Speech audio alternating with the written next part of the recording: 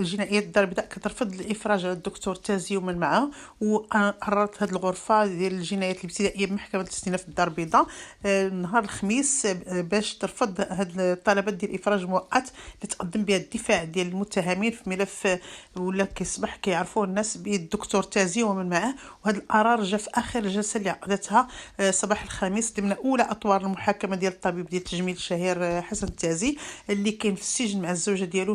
الشقيق ديالو آخرين منذ أزيد من سنة. وهذا الدفاع ديال حسن التازي خلال الجلسة ديال الخميس طالب بالإفراج المؤقت على المعتقلين لتوفر ما يكفي من الضمانات لمحاكمتهم في حالة سراح. وقال المحامي مبارك المسكيني خلال هذه الجلسة أن قرار الاعتقال ما راعاش مجموعة من المعطيات، والأولى ديالها غياب حالة تلبس، ودافع عن مطالب الإفراج عن الموكل ديالو، مشيرا إلى أن استمرار اعتقال الدكتور يعد من مثابة اعتقال لأزيد من 1000 شخص، وهو